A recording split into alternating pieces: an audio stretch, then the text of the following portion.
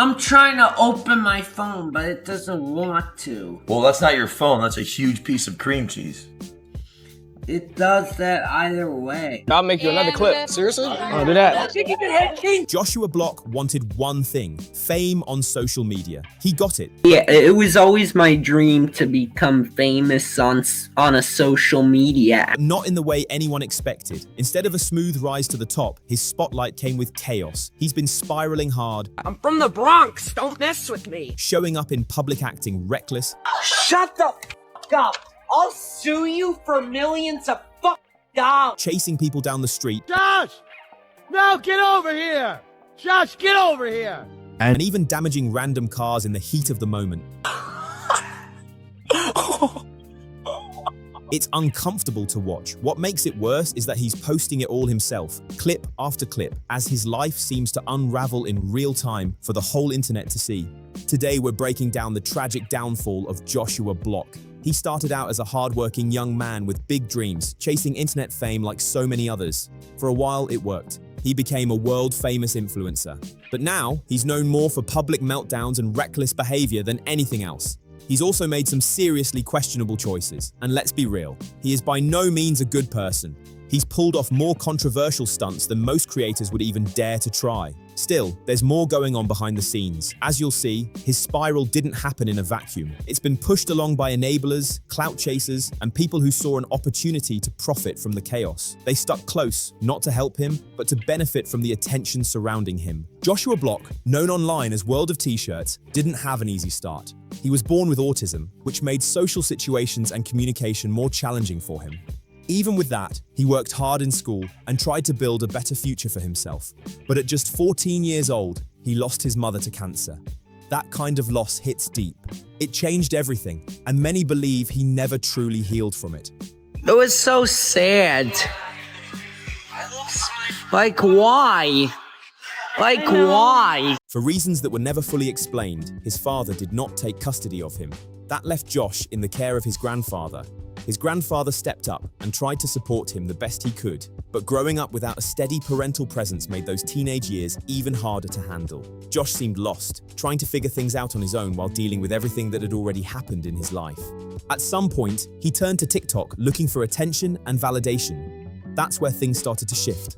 He would post videos of himself doing things that felt random and extreme, like eating crickets, just to get people talking. It was clear he was chasing reactions, any kind of reaction, to feel seen.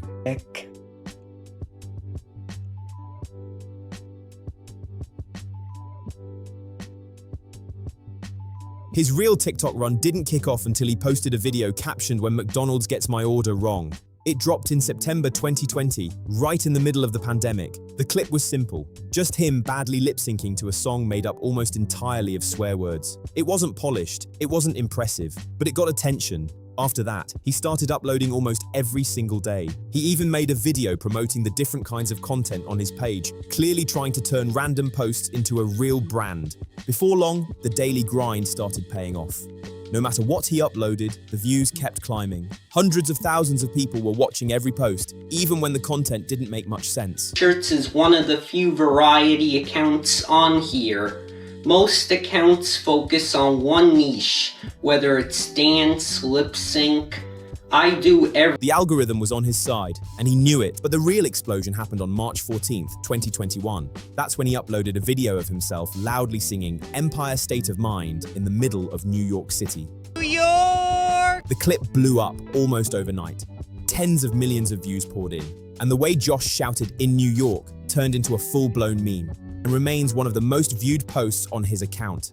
It got so big that Josh was even featured on a billboard in Times Square. Just like that, the internet turned him into a viral face in the middle of NYC. And this is where things seemed to shift for Josh. Times Square.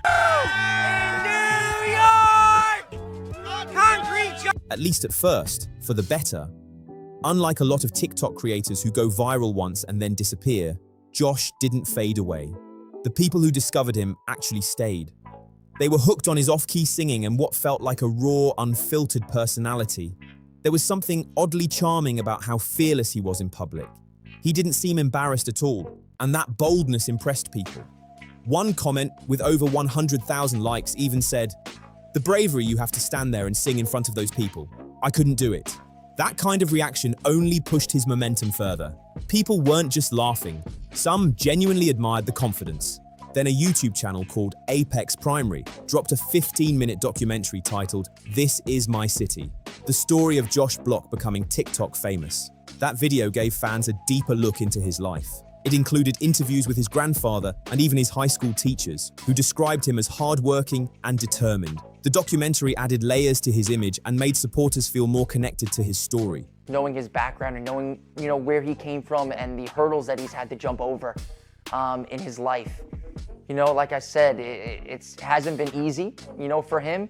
He's been dealt some tough cards, but Josh has kind of just tackled it head on. The documentary also explained the story behind his unusual TikTok name, World of T-Shirts. Before the viral videos, Josh was really into photography. During high school, he wanted to turn that hobby into real money. So he started printing his photos onto T-shirts and selling them as part of a small business. He called it World of T-Shirts and even made a TikTok account to promote it. Later on, that same account became the page where he uploaded his viral videos. In the documentary, Josh also made his long-term goal very clear. He said he didn't want to work a normal job. He wanted to build something online and live off his content instead. Whether it's continuing with the influencer career or starting my own business, I don't want to work for someone. I want to be my own boss. And surprisingly, enough people stuck around after his viral moment to help make that dream real. But this is also where things quietly started to shift in a darker direction. With more attention came more pressure to cash in. Josh realized that unlike YouTube or Twitch, TikTok doesn't easily pay creators just for posting or going live. So in May 2021, he came up with a plan. He started charging people $50 for photos and short videos with him. It was a smart move on paper, but it also opened the door to a whole new wave of attention. And not all of it was good.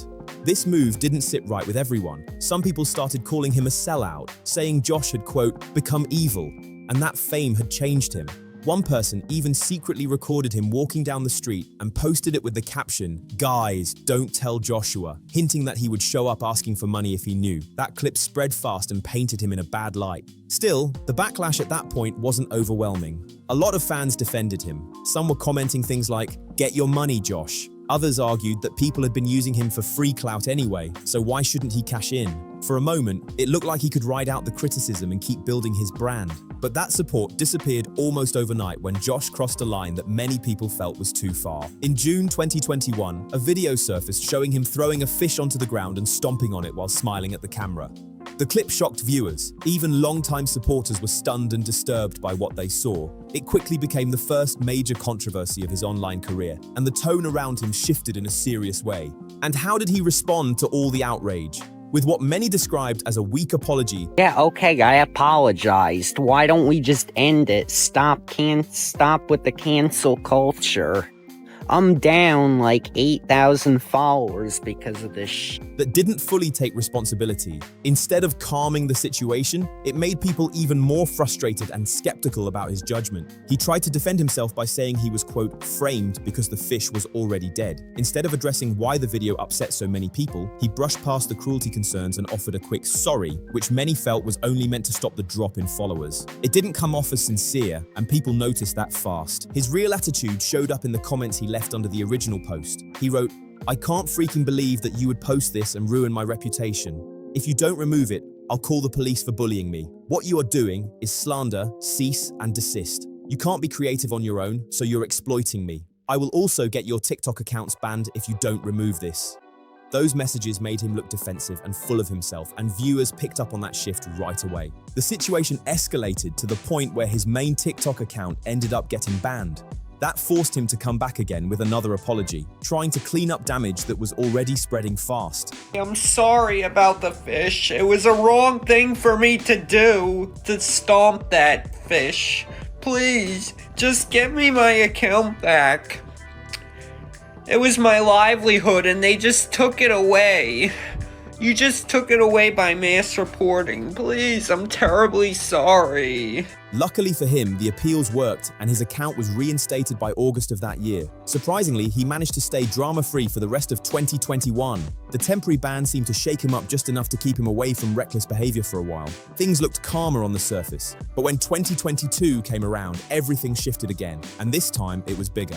August 2022 marked his 21st birthday, the legal drinking age in the US. Up until then, Josh had avoided other substances and even stayed away from vaping. Most people assumed alcohol wouldn't become a major focus for him either. That assumption turned out to be completely wrong. At first, it seemed harmless. A drink here, a drink there. Just celebrating, just having fun. But what started small didn't stay small. The casual post quickly turned into constant drinking clips. Over time, it became clear that this wasn't just social partying anymore. It was turning into something much more serious. His content slowly shifted from harmless public antics to videos centered around alcohol, and the tone of his page changed in a way that worried a lot of longtime viewers. His content shifted hard.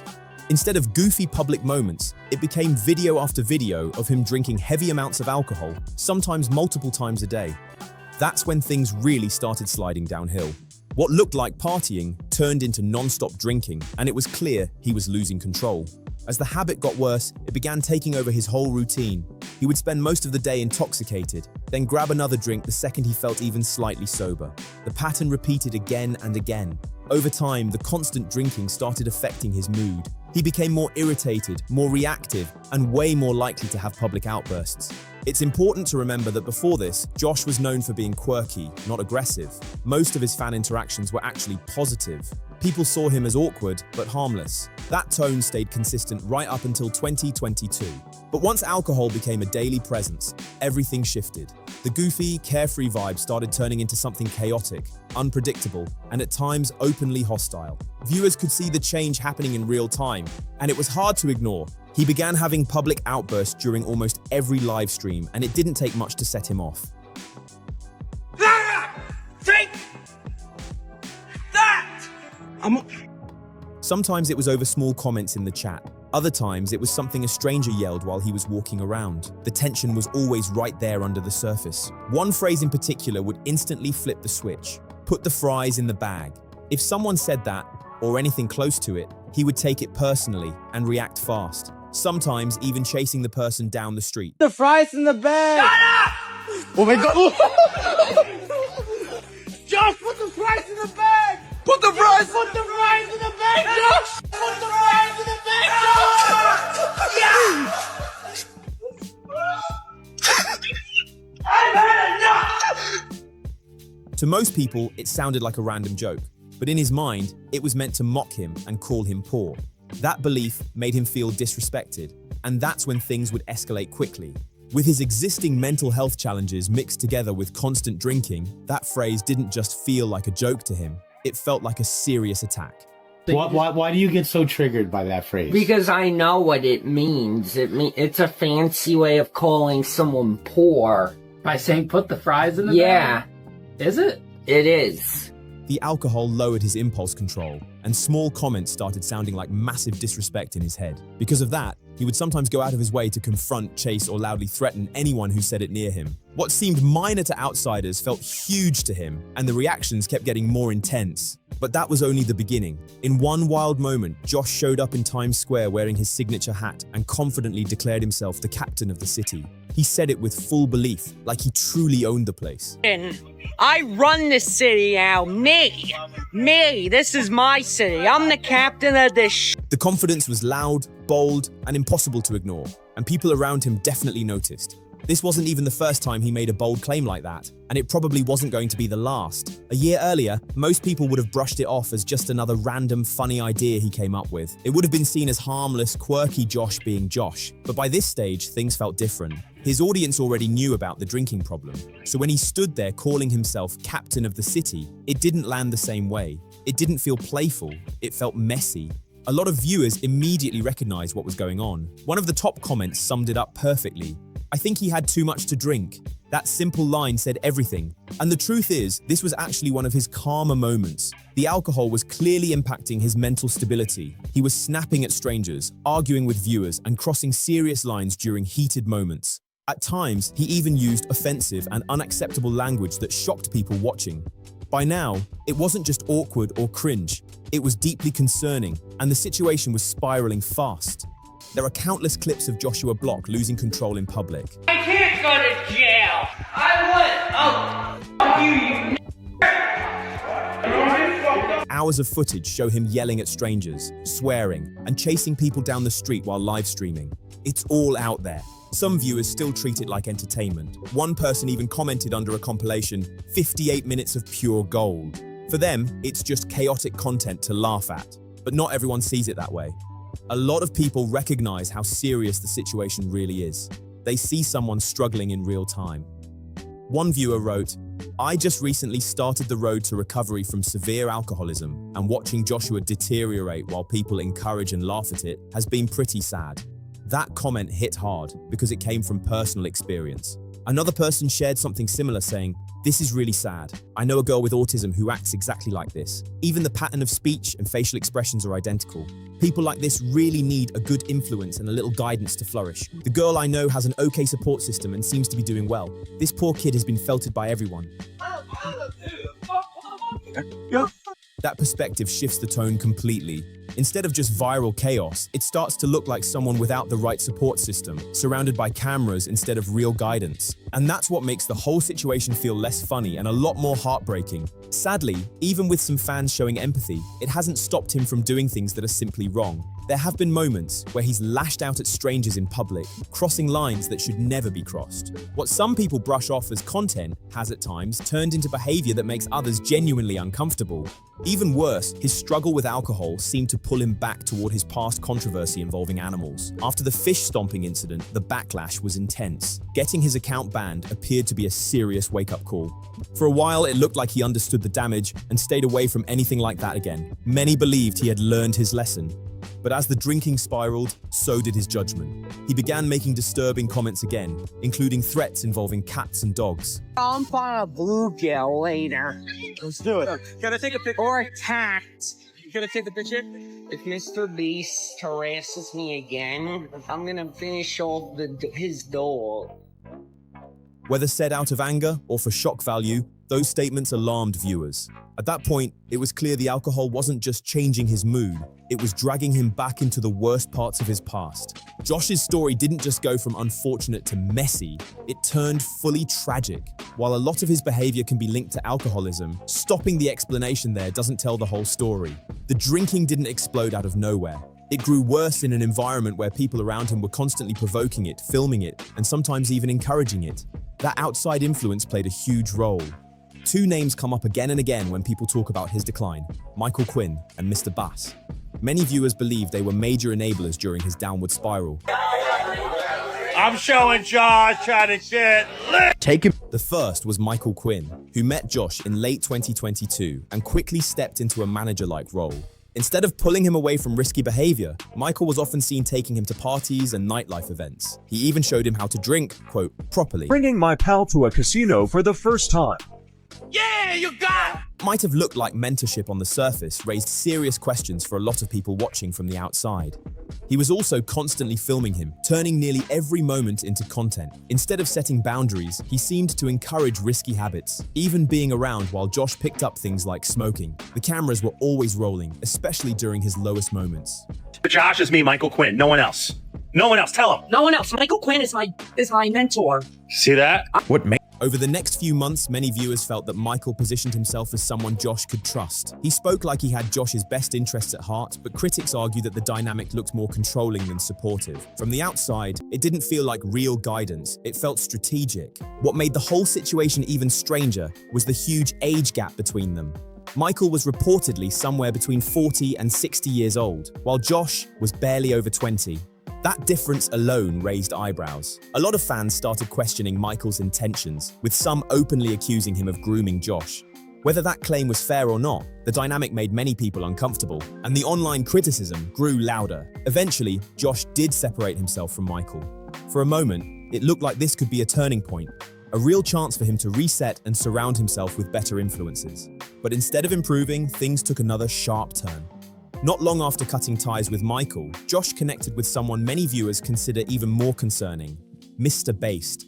Calling him a bad influence would be putting it lightly. His real name is Jason Itzler, a man with a serious criminal history. In the past, he was known by the nickname King of Pimps. In 2021, he was convicted for smuggling illegal substances into the United States and served time in jail. After his release, he had previously operated a large escort service in New York and built a controversial reputation around that world. Later on, he created an online persona called Mr. Based. That's the identity he used when he entered Josh's orbit. Mr. Based, I'm the world's greatest streamer. Why is this group walking past me? Let's go. Who are you guys? Scram! Who are you guys? Scram! You scram! You scram! How did you get so loud? And who are you, sir? Who are you? Everyone run! Mr. Based! Mr. Based on YouTube! To many observers, it felt like Josh had stepped out of one troubling situation and straight into another, and the stakes suddenly seemed even higher. From that point on, Josh became a regular feature on his streams. Jason would constantly put him on camera, especially during his worst moments. The more chaotic the outburst, the more it seemed to drive views, and with more views came more money. A lot of people felt like Josh's struggles were being turned into a business model, broadcast live for entertainment. Just like Michael before him, Jason also didn't appear to set limits when it came to alcohol. Instead of stepping in, he was often around while Josh continued drinking heavily. Critics argue that rather than slowing things down, the environment only kept the cycle going. You're a fuck. No bad words. I'm from Brownsville. No You're bad words. Done. You fucking loser. Ashburger. You're a retard. You mess with. You're a peasant. I make $5,000 a month, bitch.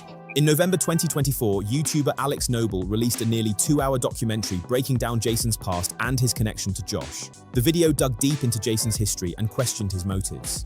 Near the end, Alex included a recorded call where Jason openly spoke about his intentions. Last week with Josh has just been so busy. And look, the money's great. I'm not complaining about the money, but eventually this whole Josh era is going to end. He's going to move on soon and be done with me. I feel it, you know? No, I get what you're saying. I'm like a psychic. You know, I can feel this shit coming. I can't wait to be done with this kid, honestly. I know the content is great, but Josh's audience has to see how I'm so much more interesting than him, right? Like, What? they get that Josh is boring without me now, shouldn't they? You think I could get like 1/10 of his followers to stick around and pay? I think so, yeah. I mean, they're already paying you, aren't they? According to that clip, it sounded like Mr. Based expected Josh's relevance to fade one day and believed he could benefit from whatever audience remained. That moment shocked a lot of viewers. Critics argue that this shows clear exploitation of a vulnerable young man who has been struggling publicly for years. Josh's audience has grown increasingly vocal about their distrust of Jason. Many feel he is fully aware of the dynamic and how it benefits him.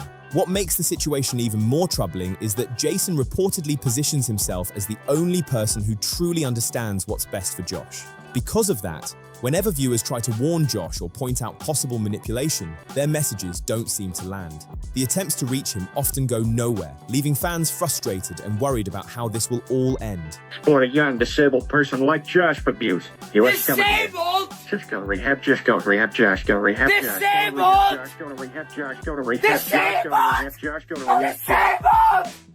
I'm gonna fucking ruin you! And that brings us to where things stand right now. Josh went to rehab, came back, and jumped straight into making content again. Some people see that as strength, others see it as the same cycle repeating itself. The big question is whether this ends in a real comeback or another crash. At the end of the day, this story isn't just internet drama. It's about fame, influence, addiction, and the kind of people you keep close when the spotlight gets too bright. One wrong circle can change everything. If you made it this far, drop your thoughts in the comments. Do you think he can turn it around? Make sure to like this video, subscribe for more deep dives, and share this with someone who needs the full story. Let's talk about it.